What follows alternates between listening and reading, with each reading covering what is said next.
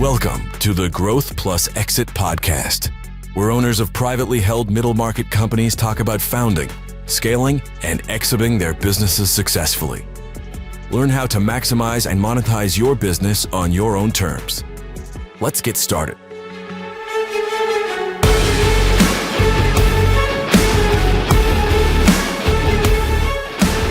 Hi, I'm Susan Carney, and this is the Growth Plus Exit podcast, brought to you by Newport LLC. We're a group of experienced C-suite executives who help private company business owners with issues related to scaling and exiting their businesses. Today, I'm talking with Tim Hohman. Tim is a serial entrepreneur, CEO, and a board advisor. Tim founded Triad Technologies and also BoxBoat Technologies, which was recently acquired by IBM. So congratulations, Tim, on that. I know reflects a lot of work on your part and your team's part. Tim's currently working on a new venture, and I hope that at some point during the podcast today, we'll get to ask him a little bit about that new venture and hear what he's got coming up next. Welcome, Tim. Thank you, Susan. Appreciate it. Glad to be here. Yeah, it's great to have you. Tim, let's start off first talking a little bit about you professionally. Tell us a little bit about your background. Is there a common thread that runs through your career? For sure. I would say the common threads are the software industry and sales. I started with Oracle Corporation, specifically Oracle Government, focused on selling software to the government. Yeah. And it was really interesting. I was selling to organizations like the Department of Labor, EPA, the Postal Service.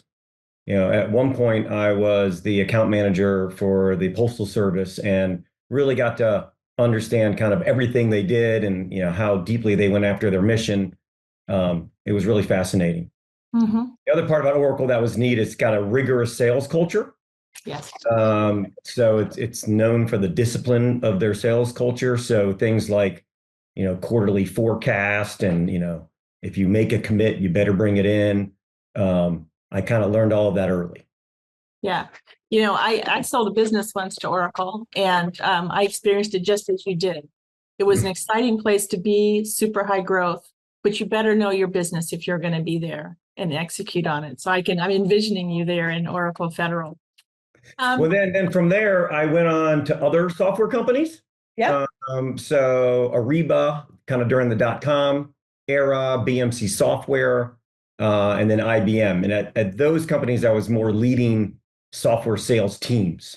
I kind of got some management experience, some leadership experience. That was really neat. And then Ariba was actually a very interesting part because that was really kind of my first taste of being an entrepreneur. Yeah. I was tasked to kind of open up the federal government business for Ariba. But they were a California-based software company, so they didn't really understand the federal government. They just knew it was a big market. So they gave me kind of the resources of a sales rep, but expected me to act like a business leader. And so kind of that whole thing about kind of doing more with less and scraping every little resource. I learned a lot of that at Ariba, for sure. It's interesting. It seems like some of the things that you've already told me about that you learned are great lessons that I'm hoping you'll be able to share with other entrepreneurs, because a lot of business owners have a really hard time understanding, grasping sales, hiring the right sales talent, and building a sales team and culture if they don't come from that. And you did. And so I'm going to ask you in a second to tell me about that success, but also doing a lot with a little and being flexible. For sure. The flexibility is a big piece of it. And then, finding creative solutions is another piece, right? And again, kind of, I'll go back to the Ariba story, but, one of the things I had at Oracle was this huge group of resources around me, right? So, every contract vehicle I needed, which is an important way to sell software to the government, you need to be able to have a contract, was available to me. And they were just kind of there already, where at Ariba, I had none. Yeah. And so all of a sudden I couldn't go to market. I needed a contract vehicle, yet they were expensive to kind of go get your own GSA schedule or go do something. So that's where it was very early on, but that's where I got connected with a company called Imix Group that, they were a reseller and they would put you on their GSA schedule. Oh, yeah. The benefit of that for a company like Ariba was that there was no upfront cost. They took their fees out of the transactions. Mm-hmm. And we'll come back to that later in my career, but that was kind of an aha moment for me. Yeah. Number one, it got done when I needed to at that time, was to be able to sell Ariba to the government. But I kind of got this light bulb about, hey, that's a business model that could work. Yeah, that's great. How lucky for you to be able to have that early learning. So how long were you at Ariba and what came next? I was at Ariba just a few years.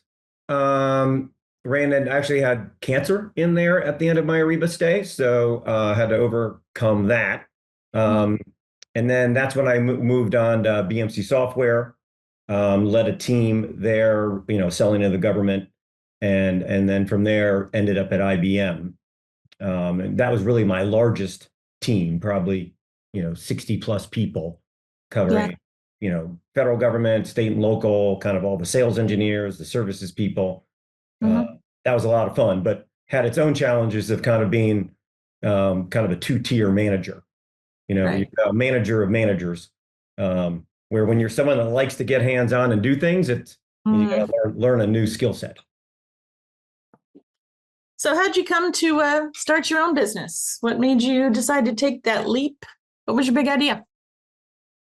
So, I'd always had this idea I wanted to be an entrepreneur, but my thought was always I needed to be an expert in something. Okay. And you can't start a business if you're not an expert in something. And by the time I finished, I was at IBM in 2009. I had been, working in the software industry for 15 years. I had learned about this thing at Ariba and Immix Group about this kind of new model, which in essence would be helping software companies get into the federal government. And the business model is then taking money during those transactions. I said, I think I'm ready. I've identified the business model. I know a lot of people in the industry. I feel comfortable about the space. So that, and the software world in general was just getting bigger and bigger. So when I entered software, the bigger deals were around hardware, kind of the infrastructure to run the software, and software was this little player. And over time, Mark Andreessen would say software's eating the world, right? Yeah. More and more software became much more important to businesses. And so it was a bigger pie, and I felt I could get into the market and earn my piece. Yeah. So how did it feel making a leap from a place like IBM to starting your own business? Scary. Yeah. You had to do a little bit of saving to make sure you had something to fall back on. You kind of work maybe both jobs for a while, right? You're not necessarily working the new job because you wouldn't want to do that, but you were kind of doing the planning and the ideas and everything that would make that new endeavor successful. So it was scary to do that, and then when you finally cut the cord and you don't have a paycheck, that's the scariest part. Right. And the question there's the clock, which is, how quickly can I get to the point where I can pay myself? Yeah. Yeah. That's when you learn if you really are entrepreneurial and if you really do have a sense of urgency, right? For sure. For sure.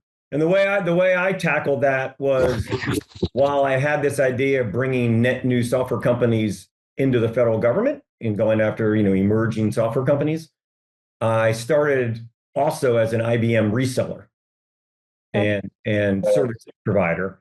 So, and because I had this large team of people working for me, I was able to immediately go back and work with them to help them get their deals done and help them implement their software deals. So it was kind of some immediate revenue in that manner. Yeah. It also made it a little easier to leave IBM to say, hey, I'm leaving, but I'm going to be a partner. Right. Right. I'm not going to compete with you. I'm going to make it easier for you to be successful. Exactly. Yeah. Exactly. So talk to me about some of the lessons that you learned as a first-time entrepreneur while you were building and leading Triad Technologies. Sure. I've got a couple. First one is going to pick your business partners carefully. Part of my success at Triad was that I brought a business partner along with me, also from IBM. That was one of our top sales reps. And so I had been working in this space a long time and knew a lot of people. And so that helped us kind of generate pipeline, from the start, Mhm. but, when you're picking a partner, you really need to pick somebody that kind of has your same ethics, understands open communication. And, as we were, 4 or so years in, we kind of ran into some trouble there. Okay. And so it got to the point where it just didn't make sense for us to work together. Mhm. And so I'm not sure that could have been foreseen. Right. But it is something that if you were starting a new business and you were picking partners, you should it's kind of like a marriage. Right. You better really feel comfortable with Mhm. that person. Mhm. That's number one. Number two, I would say, is kind of the importance of cash and credit. No cash in the bank means you can't pay your employees. Mhm. And, we never missed payroll, but we did get close a Yeah. few times, and that's a sinking feeling Mhm. when something like that happens. So that's critical. And then also credit. Credit is like an incredible weapon in your toolbox. And so having access to good credit can allow you to take opportunities you might otherwise not take. Mhm. And so kind of the whole idea of having a banking relationship and, you know, managing that relationship really well is something I really didn't understand, but that's very important, in a business. And then the last one I would say is truly understand how the market sees your company. Oh. And this is one I learned over time, but Triad was kind of first a reseller and secondly a services company, meaning implementing the software. Mhm.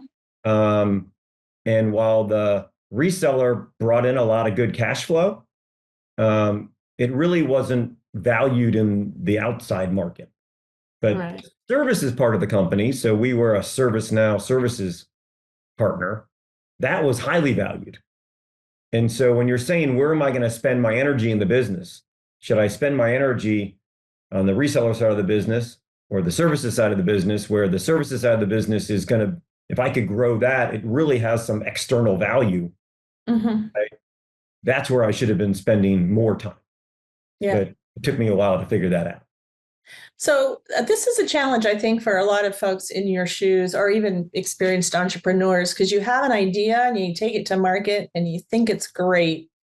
And sometimes you forget to be an outside in company, to be constantly in communication with the market. How did you go about doing that at Triad, getting that consistent market input that would help you focus in the right places? I would say I failed at that at Triad. Mm, I did that at BoxBoat, and that's why BoxBoat was a better ending and a better story. But we really did not do a good job of that at Triad. We were very focused on the inside of the business and what we were doing to drive that, but less focused on, how we were being perceived. yeah. So you And, learned and, it and the hard way. yes, learned it the hard way, for sure. Okay. So what happened in the end with Triad Technologies? So we agreed to kind of separate, Mhm. right? And my partner bought me out of the company. Okay. And then as part of that, we were already in the midst of selling our ServiceNow services business to KPMG, Okay. Mhm. which again, we kind of sold that jewel of an asset. Yep. So that was kind of all part of it, Yeah. part of that exit. Yeah. So it was a good exit, and the company's still running. They're just really now focused on being a reseller into the federal government, specifically the intelligence space. Yeah. Sounds like you learned your lessons and took that treasure and went off to bigger and better things. Exactly. Exactly. Yeah. So how about BoxBoat? Tell me about that. So BoxBoat's a neat one. When we kind of separated from Triad, I had some time on my hands because I really couldn't come back into the market. So I went and worked for 2 years with kind of a Series A Silicon Valley startup. Mhm. A lot of ex-Googlers there, and it was right out of the series, the Silicon Valley TV series, if you've ever seen that. We're all in one big room. I shared a room with the developers and the marketing people and the CEO and everything. It was fascinating. And I actually would spend a week out in California and then a week here in DC. And then as we grew and got customers, it got a little onerous because some of our customers were in Europe. So I was spending a week in Europe, a week in DC, a week in California, kind of on repeat. And that was kind of tough for me and the family for a couple of years there. But the good news is right around 2 years, we sold the company to Google. And I'd call that a base hit. That wasn't really a home run. The company was called Urban Engines. But what I learned out there was that all the software developers who I was speaking to on a regular basis were using this new tool called Docker. And it was a brand new way on building software.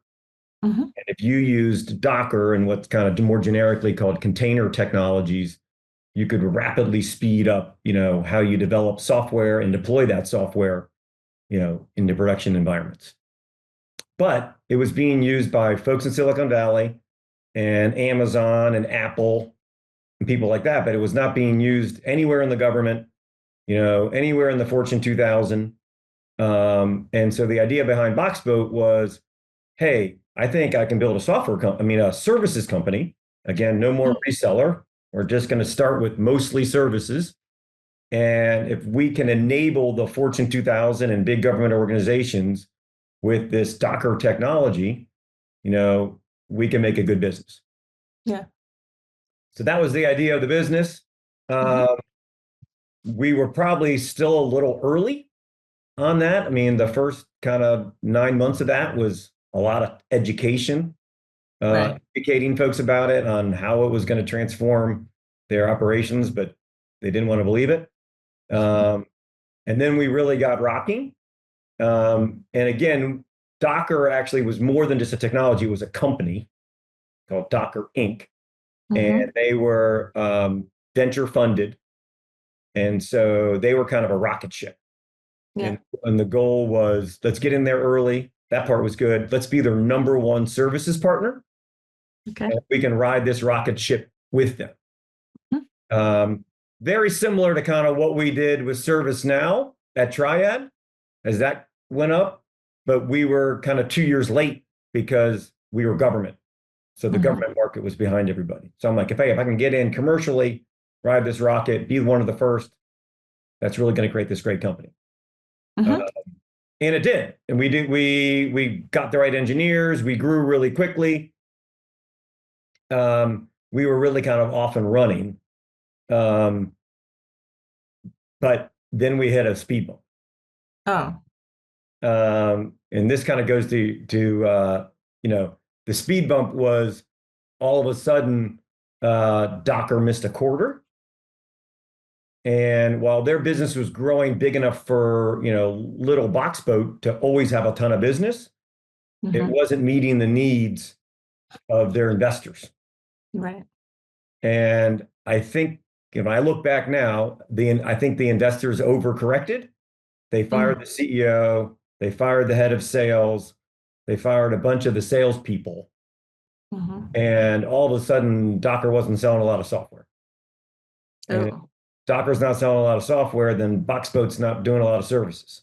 And so this whole idea of being a Docker pure play was starting to look like a single point of failure. Right. And the whole idea of the pure play was like, we had to convince the sales reps, we're not going to work with your competitors. We're only going to work with you. Right. If you get their trust, right, and you build relationships with them, then they'll bring you into the accounts. Right. So they brought us into, Duke Energy, Motley Fool, Coca-Cola. I mean, we were in some really, great accounts. But all of a sudden that dried up. So what did you do? So this is when we do what's I guess called the pivot. Yeah. Right? The capital P pivot, right? Yeah. And it was a drastic moment for us, because all the success had been kind of riding along with this partner Docker. Mm-hmm. And, there were still people at that company that, thought BoxBoat was the best and we were the number one partner and please don't go anywhere because we need you and we're going to make things great for you. And it started like month after month, it started to feel like kind of empty promises Mm-hmm. but it was out of their control. They didn't have the business to even bring us. Right. And so the pivot was, you know what, we're not going to stop with Docker, but we're going to open up the aperture and we're going to start partnering with other companies. Mm-hmm. So one of their competitors was a company called Rancher. We started a partnership with Microsoft because Microsoft Azure as a cloud was becoming more and more prevalent. And a lot of people were using kind of these container technologies in the cloud. Mm-hmm. And so that became a bigger market. And the crazy thing about it is that's when our business really hyper exploded. Yeah. Right? By finally kind of opening up the aperture to the ecosystem out there, there was a greater demand for what we were doing in the big ecosystem than just Docker. Right. And we didn't know that.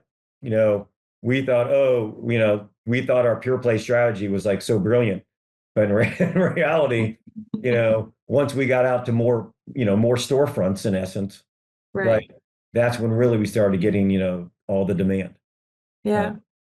So it sounds like you wouldn't take that hyper-focused strategy again? I don't know. I was thinking about that as I was preparing for this. It did help us get from 0 to 1. Mm-hmm. So you need something to get you bringing in revenue, bringing in that first dollar, those first customers. Mm-hmm. And I don't know if we went to market completely open, that would have been as achievable as it was. Right. Right. So maybe that's the necessary risk to get the different reward. And then it's just the question then is, how do you know when to widen that aperture? Exactly. Yeah.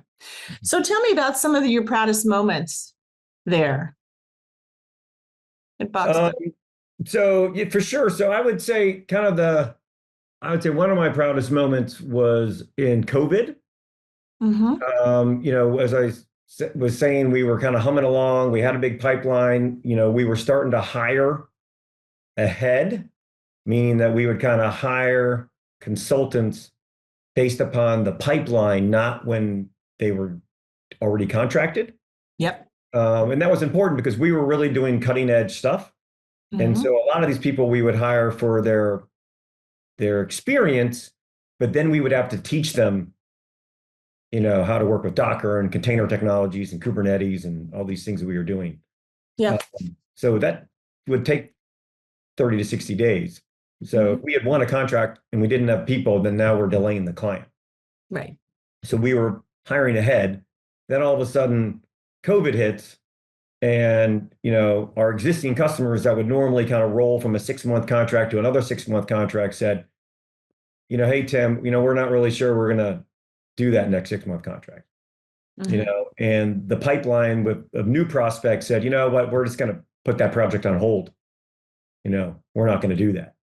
Mm-hmm. And we go back and look, like we had just put out the offer letter for 2 people, like right before it hit. So not only my existing people, we have 2 new people coming. Right. And so the decision was, our management team said, we're all going to take a 30% pay cut. And we're going to keep the cash available so that we can pay our people and not have to fire any of our existing people and actually keep these offer letters out. Wow. Because, we don't know how long this is going to last, but we'd like to give it a try. And the best way we can make it happen is to, kind of max out our line of credit and also have management take a cut. Yeah.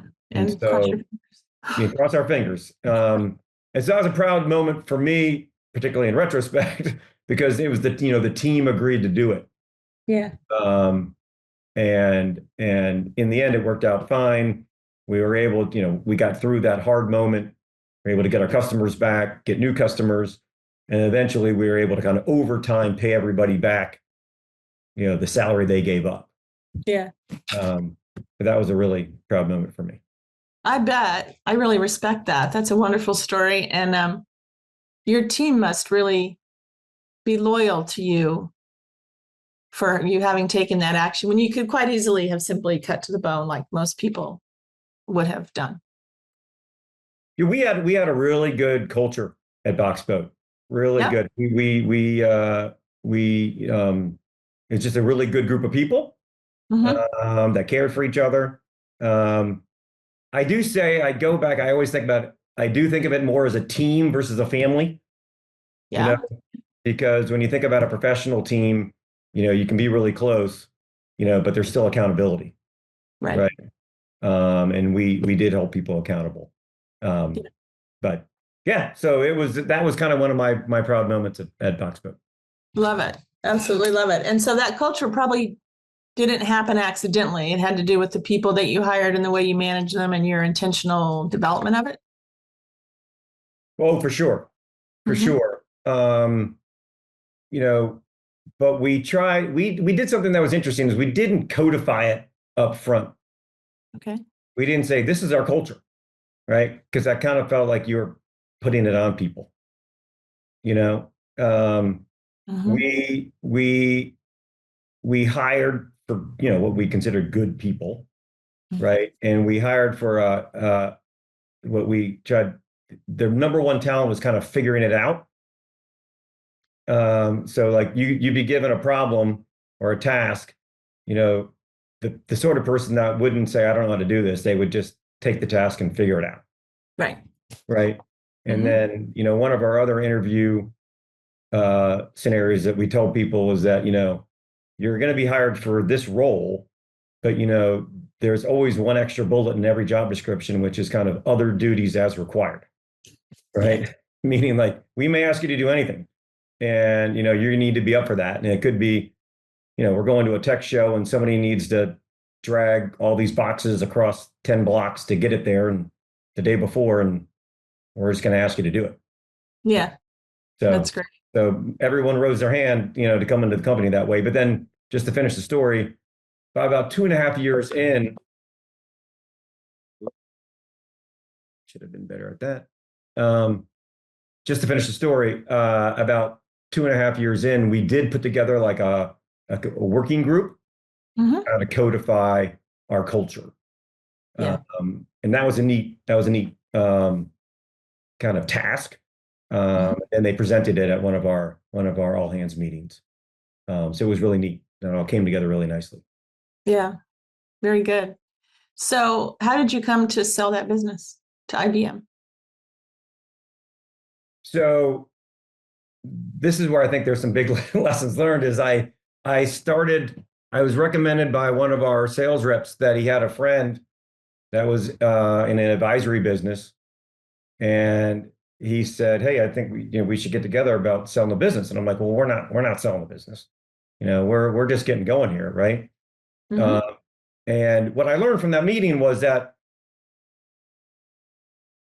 you don't need to be ready to sell a business that minute to have those sorts of meetings, right? And a lot of it is about education. He's making yourself smarter about the process. And one big thing I learned at that meeting is many times it's timing's important, and kind of how you present the business.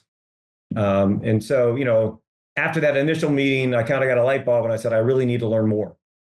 And so I talked to investment bankers. I talked to friends of mine that had sold companies. I talked to friends of mine that were private equity companies. And I really just learned a lot more about the process. And I would suggest anybody do that, and particularly, talking to advisors, because there's so much you could be doing. Number one, just to educate yourself on how that all works. But number two, things you could be improving in your company today that'll be tremendously beneficial in the future. whether that future is 9 months from now or 3 years from now, right? 5 years from now. There's things you learn when you learn how other folks evaluate a company and about how the process works that you would immediately want to change. Right. Right. What were some of those things?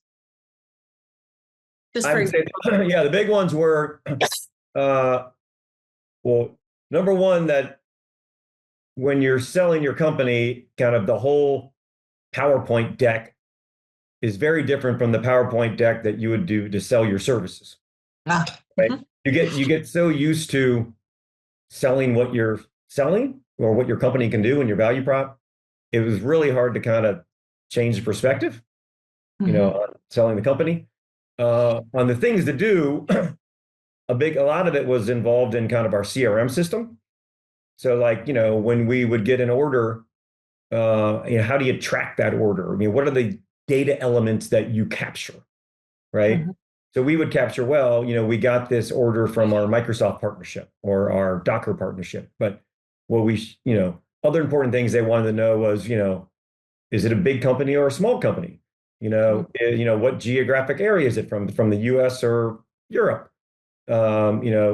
Maybe one layer down, is it Kubernetes business?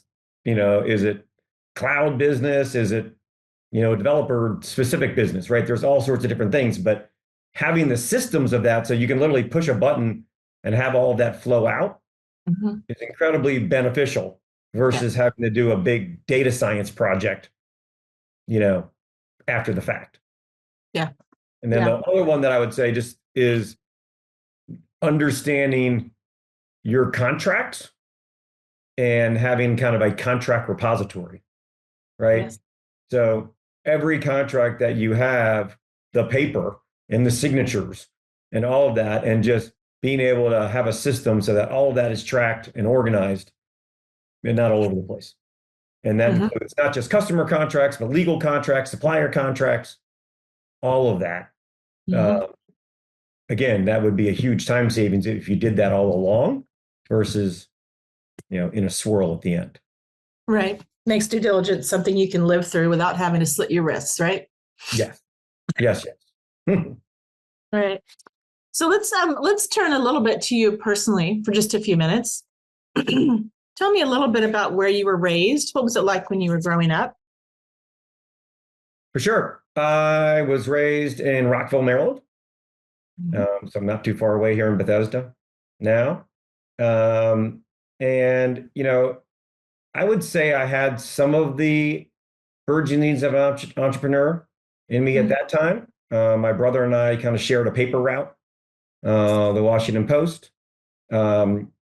I had a landscaping business when I was kind of in my early teens, which used to be called, cutting yards.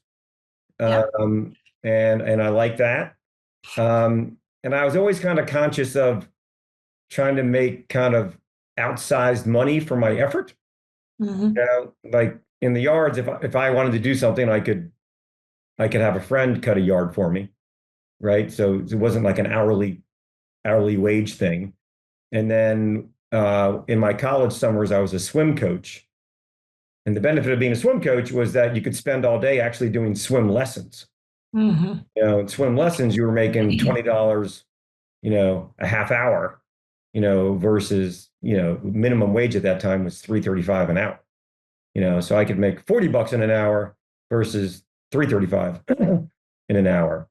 And so I just always tried to think of ways that I could make money in a more productive and efficient way.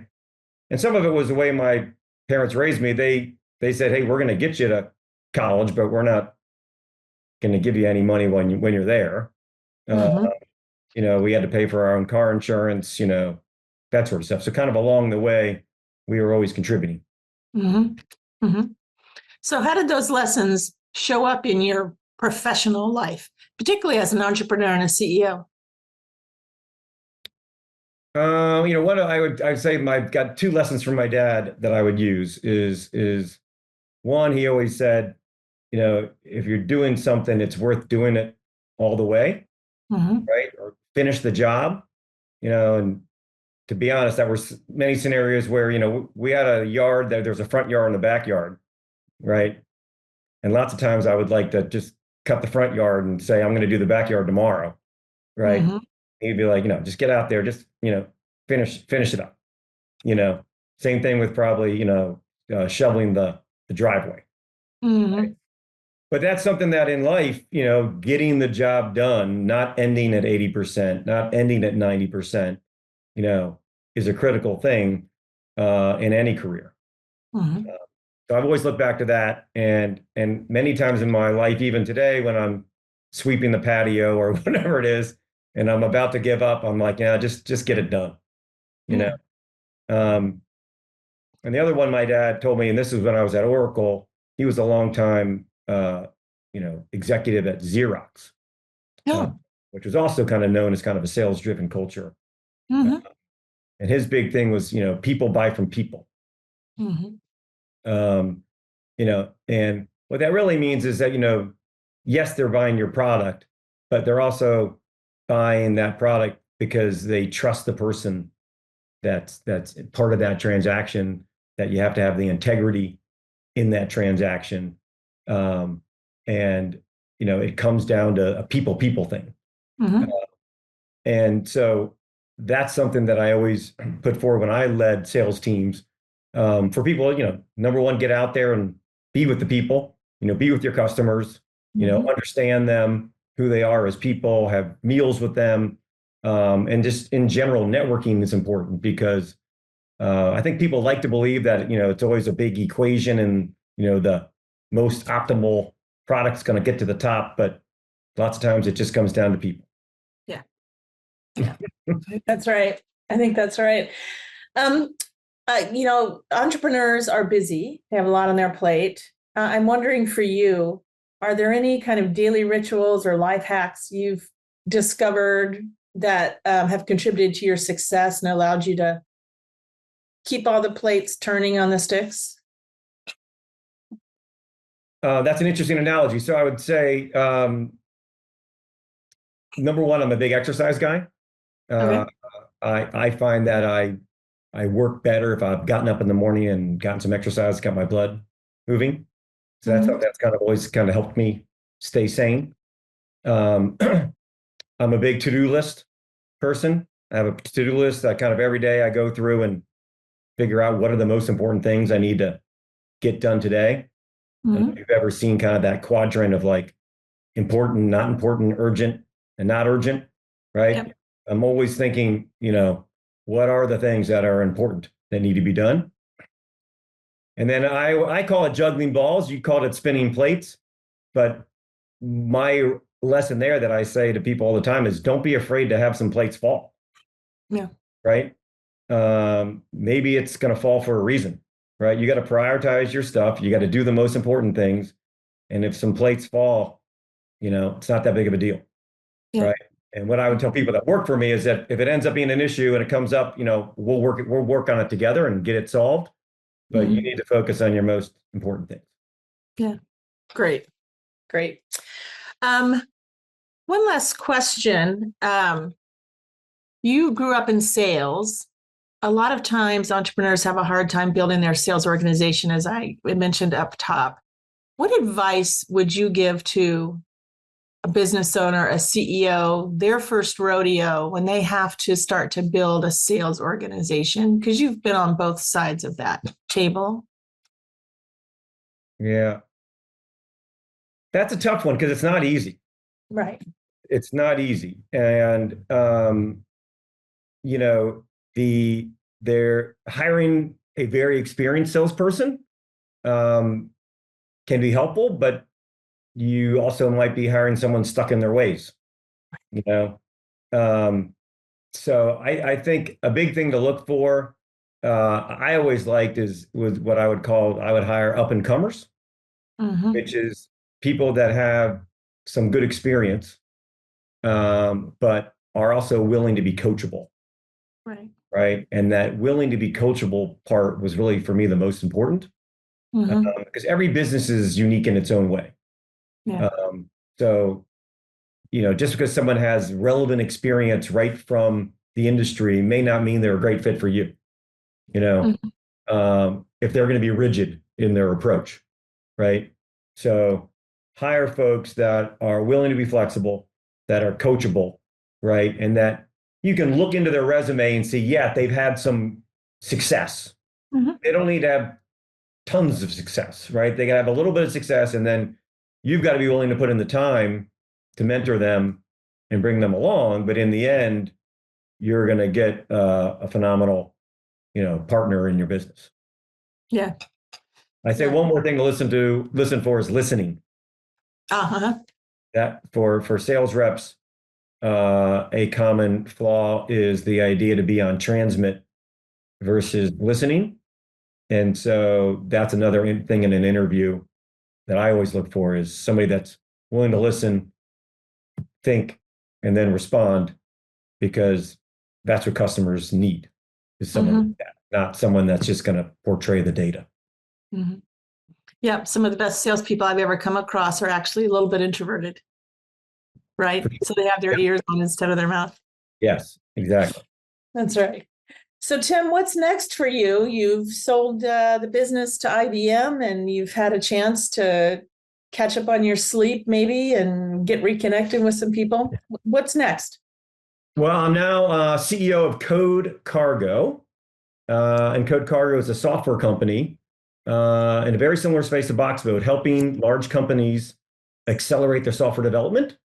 But we're right in the heart of the AI world. So we're building an AI platform that's going to help software developers and big software development teams be more efficient. Nice. And now where are you on your journey with CodeCargo? We are about 1 month away of releasing our product in beta to our design partners. And then we'll have our design partners work with us over the summer. And then we're going to kind of do general release in October. Boy, I wish you all the best with that. That's an exciting time and a nerve-wracking time, all wrapped up in one thing, right?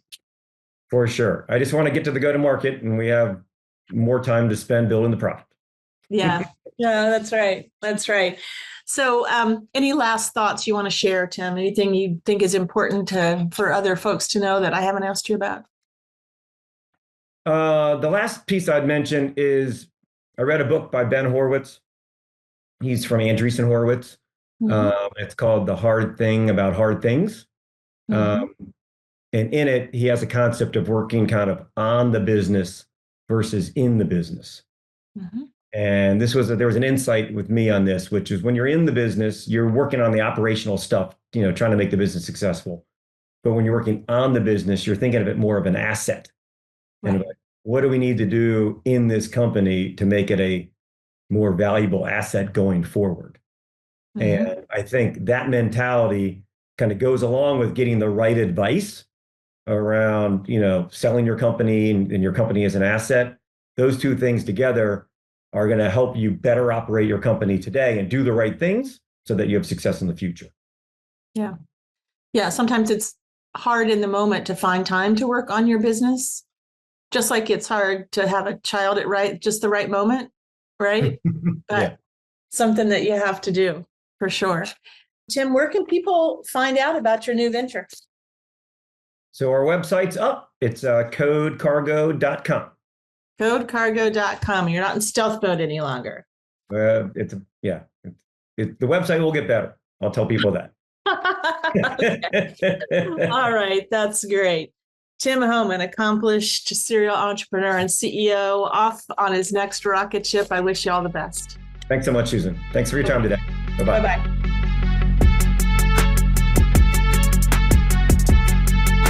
Thank you for listening to the Growth Plus Exit podcast, sponsored by Newport, a unique national business advisory firm. If you enjoyed this show, be sure to share, like, and subscribe for future episodes.